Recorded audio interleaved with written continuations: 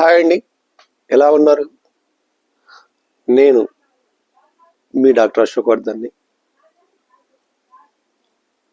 కొత్త ఛానల్ను నేను క్రియేట్ చేశాను. మంచి కొత్త సబ్జెక్ట్స్ మీ ముందుకు తీసుకురావాలని.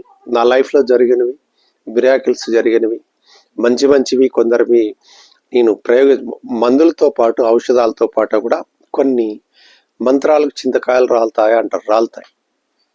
అవి నా జీవితంలో జరిగినాయి. ఇది యూనివర్సల్ సబ్జెక్ట్ మీకు ఈరోజు మీ ముందుకు తీసుకొచ్చాను. ఇది చాలామంది మానసిక సమస్యలతో బాధపడుతూ నన్ను కన్సల్ట్ చేయడం జరిగింది. మానసిక సమస్యల దగ్గర మీకు ఆయుర్వేదం ఔషధాలు ఏమైనా ఉన్నాయని చెప్తే అప్పుడు నేను వాళ్ళకి ఏం సూచించానంటే, మీరు వాడుతున్న మందులు వాడుతూ ఉండండి. దానితో పాటు నేను చెప్పే ఒక మంత్రం చెప్తాను మీకు, ఆ మంత్రం చేయండి.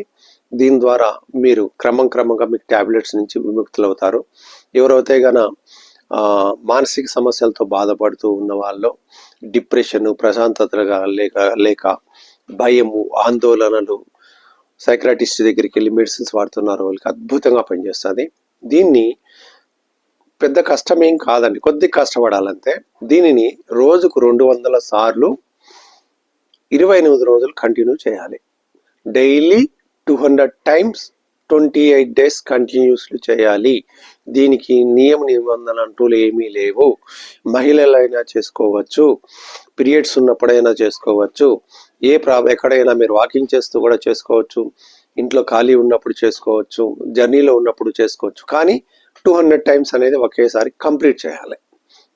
ఉదయం కొన్ని, సాయంత్రం కొన్ని అలా చేస్తే నడవదు. మధ్యలో గ్యాప్ ఇచ్చినా మళ్ళీ మొదటి నుంచి చేసుకోవాలి. ఇది యూనివర్సల్ సబ్జెక్టు. నమ్మితే సొమ్ము, నమ్మకపోతే దుమ్ము. కాబట్టి అది మీరు నమ్మకంతో మీరు చేయండి.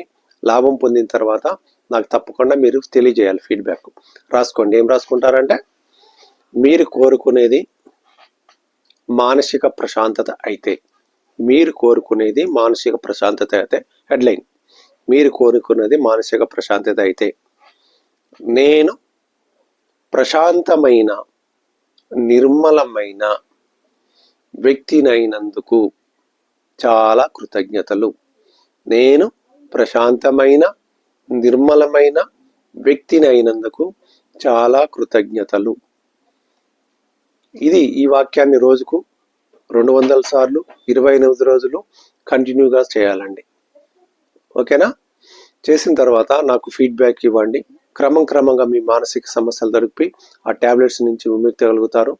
తెలియజేసిన తర్వాత మరిన్ని వీడియోలు మీ ముందుకు తీసుకొస్తాను.